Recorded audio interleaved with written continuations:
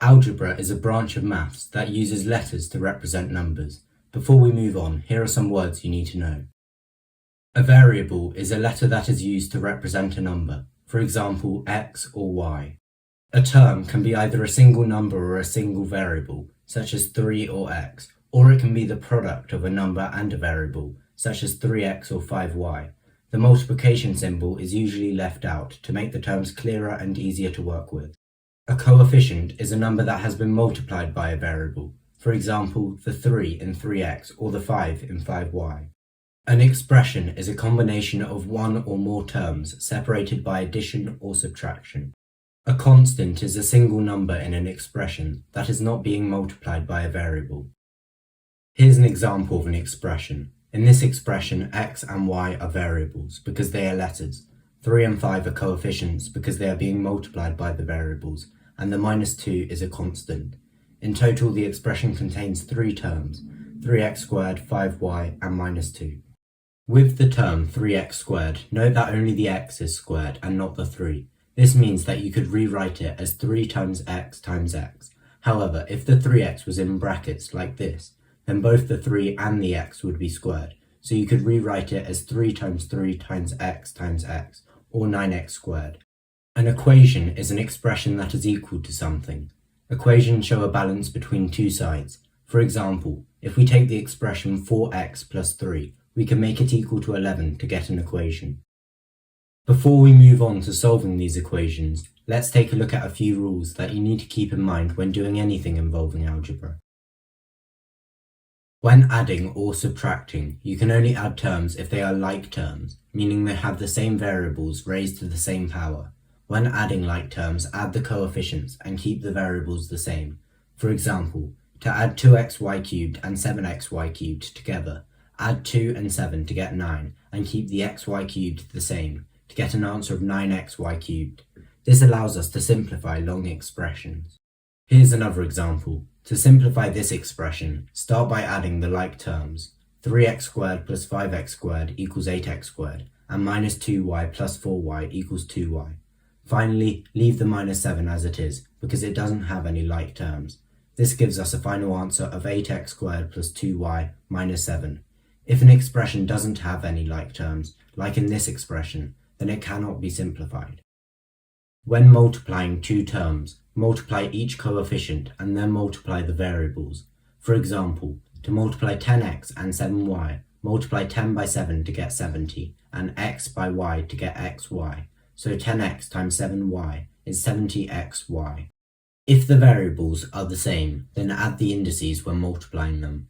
For example, to multiply 12y squared by minus 9y to the power of 6, start by multiplying 12 by minus 9 to get minus 108, and multiply y squared by y to the power of 6 to get y to the power of 8, because 6 plus 2 is 8. This gives us a final answer of minus 108y to the power of 8. Don't worry if this is a bit confusing, as I'll cover index laws in more detail in the next video. When multiplying with negative numbers, always make sure to remember that a negative times a positive is a negative, and a negative times a negative is a positive.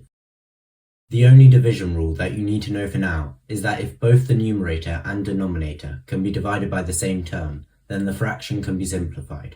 For example, in this fraction, both the numerator and the denominator are divisible by 4, so the fraction can be simplified to get 2x over y.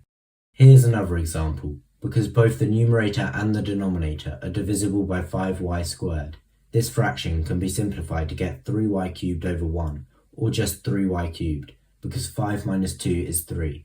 As mentioned earlier, I'll cover how to deal with the indices in more detail in the next video, so don't worry about that for now.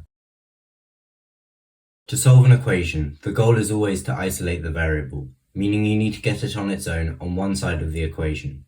To do this, just remember that whatever you do to one side of the equation, you must do on the other side of the equation as well, to keep the equation balanced. For example, in the equation 4x plus 3 equals 11, to find x, start by subtracting 3 from both sides of the equation to get 4x equals 8. Now divide both sides by 4 to get the x on its own. 4x divided by 4 is x, and 8 divided by 4 is 2. So in the equation 4x plus 3 equals 11, x is equal to 2. Here's another example. Add 6 to both sides of the equation to get 3x equals 15. Now divide both sides by 3 to get x equals 5. Here's the final example. Subtract 5 from both sides to get 2x over 5 equals 8. To get rid of the fraction, multiply both sides by 5 to get 2x equals 40. Finally, divide both sides by 2. The final thing that I'll cover in this video is substitution. In an exam, you might be given an equation and the values of the variables and asked to find a missing value. For example, if y equals 3x plus 2 and x equals 4, then to find y, replace x with 4.